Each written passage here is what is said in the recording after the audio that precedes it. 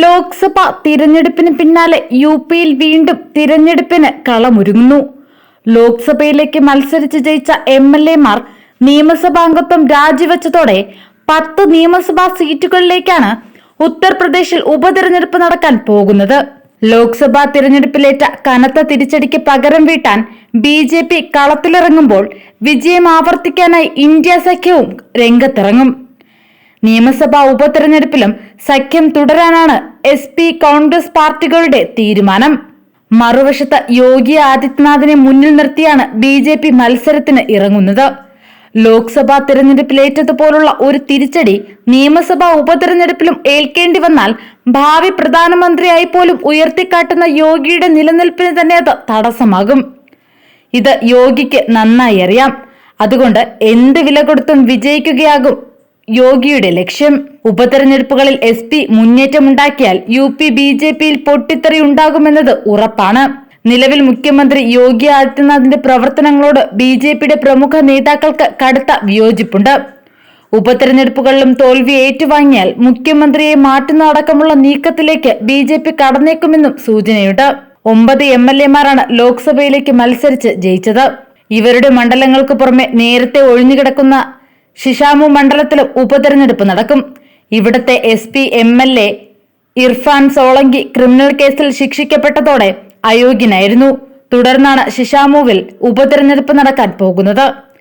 പാർലമെന്റിലേക്ക് വിജയിച്ച സമാജ്വാദി പാർട്ടി അധ്യക്ഷൻ അഖിലേഷ് യാദവ് ഒഴിയുന്ന കർഹാലാണ് ശ്രദ്ധാകേന്ദ്രമാകുന്ന പ്രധാന നിയമസഭാ മണ്ഡലം. എസ്.പിയിൽ നിന്നും ബി.ജെ.പിയിലെത്തിയ എസ്.പി സിംഗ് ബാഗേലിനെ 67,000 വോട്ടിന് തോൽപ്പിച്ചാണ് അഖിലേഷ് യാദവ് കർഹാലിൽ നിന്ന് നിയമസഭയിലെത്തിയത്. ഈ ലോക്സഭാ തിരഞ്ഞെടുപ്പിൽ ആഗ്രയിൽ നിന്ന് മത്സരിച്ച് ജയിച്ച എസ്.പി സിംഗിനെ ബി.ജെ.പി കേന്ദ്രമന്ത്രിയാക്കിയിട്ടുണ്ട്. അയോധ്യ അടങ്ങുന്ന ഫൈസാബാദിൽ നിന്ന് വിജയിച്ച എസ്.പിയുടെ അവധേഷ് പ്രസാദ് മിൽക്കിപൂർ എം.എൽ.എ ആയിരുന്നു.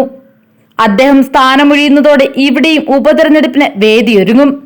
ഫൈസാബാദിലേറ്റ കനത്ത തോൽവി ബി.ജെ.പിക്ക് വലിയ ക്ഷീണമാണ് സമ്മാനിച്ചത്. അയോധ്യ രാമക്ഷേത്രം സ്ഥിതി ചെയ്യുന്ന ഫൈസാബാദിൽ അവധേഷ് പ്രസാദ് 54,567 വോട്ടിനാണ് ബി.ജെ.പിയുടെ ലല്ലു സിംഗിനെയാണ് തോൽപ്പിച്ചത്.